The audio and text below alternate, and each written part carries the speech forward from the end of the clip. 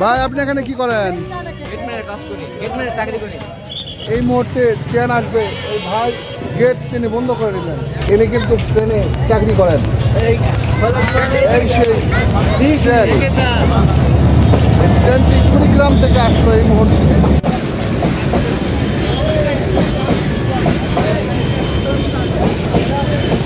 বাংলাদেশের বৃহত্তম rail line এটি।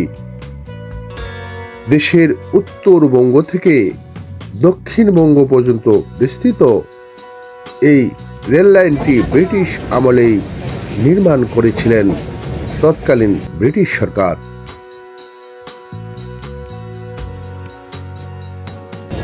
এই যে ট্রেনের গেট, এই রেল ক্রসিংটি খুলে দেওয়ার পরে রাস্তা পারাপার হচ্ছে।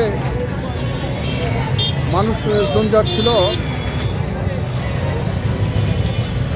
এই সেই শহরের প্রধান রাস্তা, যে রাস্তা দিয়েই শহরের ভিতরে প্রবেশ করা হয়।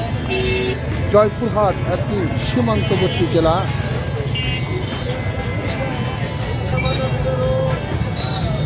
জয়পুরহাট শহরের সেই ব্যস্ততম এলাকা এই রেল স্টেশন অর্থাৎ রেলগেট। শহরের পূর্ব পাশে রয়েছে বাস স্ট্যান্ড। বাস স্ট্যান্ড থেকে রিক্সা, অটো, সিএনজি সহ বিভিন্ন ধরনের যান্ত্রিক যানবাহন এই রাস্তা দিয়েই চলাফেরা করে থাকে। এটি শহরের প্রধান রাস্তা। একপাশে কোর্ট, হসপিটাল সহ বিভিন্ন ধরনের সরকারি প্রতিষ্ঠান, প্রশাসনিক ভবন রয়েছে। আমরা ঠিক শহরের ভিতরেই ঢুকে পড়েছি।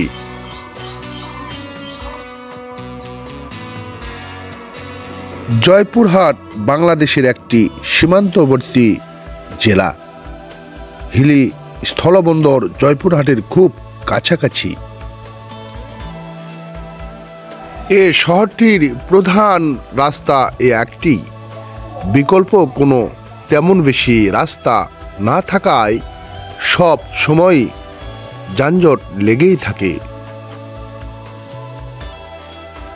1991 সালে জয়পুরহাট পৌরসভা প্রথম শ্রেণীর পৌরসভার স্বীকৃতি লাভ করে। শহরটির এই প্রধান রাস্তার দুপাশেই জমে উঠেছে মার্কেট, ব্যবসা প্রতিষ্ঠান সহ বিভিন্ন প্রয়োজনীয় প্রতিষ্ঠানগুলো।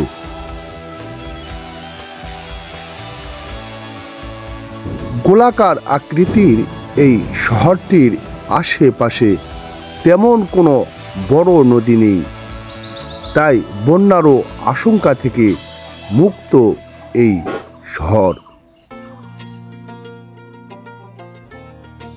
রেল কোচিংটি এই শহরের মাঝখানে দিয়ে চলে গিয়েছে। দেশের বৃহত্তম রেল লাইন। ব্রিটিশ আমল থেকেই জয়পুরহাটে রয়েছে রেল স্টেশন। আমরা দেখতে পাচ্ছি এটি জয়পুরহাট শহরের সেই প্রধান রাস্তা। এর পাশে রেল জংশন রয়েছে। জয়পুরহাট শহরের মধ্য দিয়ে বয়ে চলা এই রেল লাইনটি দেশের বৃহত্তম রেল লাইন, যেটি দেশের উত্তর প্রান্ত থেকে দক্ষিণ প্রান্ত পর্যন্ত চলে গিয়েছে। রেল লাইনের পাশে সব শহরেই ফলের দোকান লক্ষ্য করা যায়। তবে শহরটি ভারত সীমান্তের পাশে হওয়ায় ফল একটু বেশি উঠে থাকে। অনেকে দেশের বিভিন্ন শহরে ফলের ব্যবসা করে থাকেন এই জয়পুরহাটের মানুষ। এছাড়াও হরেক রকমের দোকান রয়েছে। ভাই কেমন বেচা বিক্রি হচ্ছে ভাই?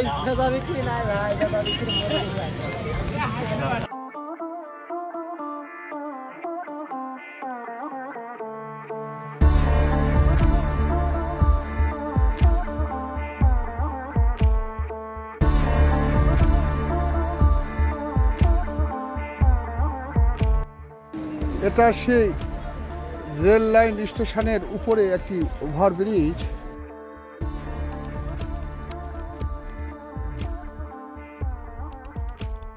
আমরা রেল লাইনের ওভারব্রিজের উপরে দাঁড়িয়ে দূরে সেই স্টেশন আমরা দেখতে পাই। সেই অতি পুরনো rail station Joypurhat rail station. অনেকেই পারাপার হচ্ছে এই জায়গা দিয়ে। এই ওভারব্রিজ পার হয়েই উপাসে রয়েছে বস্তির কিছু দোকান। স্কুল ছাত্রী সহ বিভিন্ন যাত্রীরা এবং সাধারণ মানুষ চলাফেরা করেন এই ফ্লাইওভার দিয়ে। আমরা দূরে যে জায়গাটি দেখতে পাচ্ছি ওই জায়গায় রয়েছে ক্লোজ। ওই জায়গায় দিয়ে রাস্তা গিয়েছে যেখানে আমরা ব্যারিকেড দেখতে পেলাম। প্রতিটি রেল লাইন জংশনে বা স্টেশনের সামনেই বস্তি দোকান দেখতে পাওয়া যায়। এর পাশে রয়েছে এই জয়পুরহাট শহরের সেই বস্তি দোকানগুলো। আমরা সিঁড়ি বেয়ে নিচের দিকে আপনাদেরকে স্টেশনের সামনে নিয়ে যাব। আমরা সেই জয়পুরহাট সেই প্রাচীনতম রেল স্টেশন এই প্ল্যাটফর্মে আসলাম। আমরা এখান থেকে টিকিট কেটে পাঁচবিবিতে যাব। এই জয়পুরহাট জেলার পাঁচবিবি উপজেলায় আমরা এখন ট্রেনের অপেক্ষায় আছি। চলো ঘুরে আসি। বাংলাদেশের জয়পুরহাট জেলার একটি গুরুত্বপূর্ণ রেল স্টেশন। এটি 1884 সালে ব্রিটিশ রাজ আমলে প্রতিষ্ঠিত হয়েছিল। এখানে 1924 সালে মিটার গেজ লাইন হতে ব্রিড গেজ লাইন স্থাপন করা হয়। এটি জয়পুরহাট শহরের 0 পয়েন্টে অবস্থিত। জয়পুরহাট রেল স্টেশন বাংলাদেশের উত্তর অঞ্চলের একটি অত্যন্ত গুরুত্বপূর্ণ স্টেশন। দুটি বৃহত্তম রেল জংশন সান্তাহার এবং পার্বতীপুর এই স্টেশনটির খুব কাছে। প্রতিদিন অনেক ট্রেন এই স্টেশনটি দেশের বিভিন্ন জায়গায় যাতায়াত করে। জয়পুরহাট বাংলাদেশের একটি সীমান্ত নিকটবর্তী জেলা। হিলি স্থলবন্দর জয়পুরহাটের খুব কাছাকাছি। তাই ভারত, নেপাল বা ভুটানে যেতে চান এমন অনেক লোক রেলপথে জয়পুরহাটে আসেন। তারা এই স্টেশন থেকে রেলপথে হিলিতেও যেতে পারেন। এটি বাংলাদেশ রেলওয়ের পশ্চিম অঞ্চল এর অধীনে পরিচালিত হয়। প্রতিটি রেল জংশনেই এইসব বস্তি দোকান দেখা যায়। জয়পুরহাটও রয়েছে অনেক বস্তির দোকান।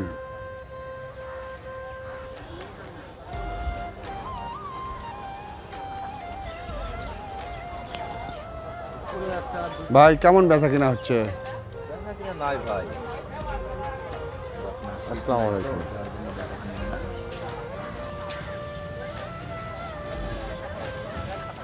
কাকা বেচা কিনা কেমন হয়?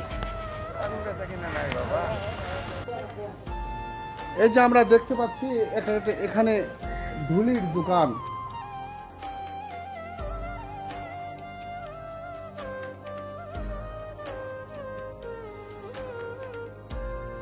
কাকা কি কি তৈরি করেন?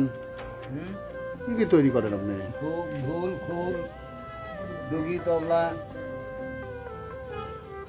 মেরামত করেন?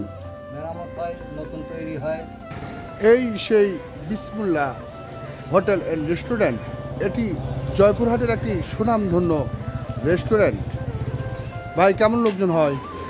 চলছে এখন বর্তমান ব্যবসা ভালো না। জয়পুরহাটের পাঁচবিবি পৌরসভা সীমান্তবর্তী একটি পৌরসভা বটে। আমরা এখন সেখানে পরের ভিডিওতে নিয়ে যাব, দেখতে থাকবেন।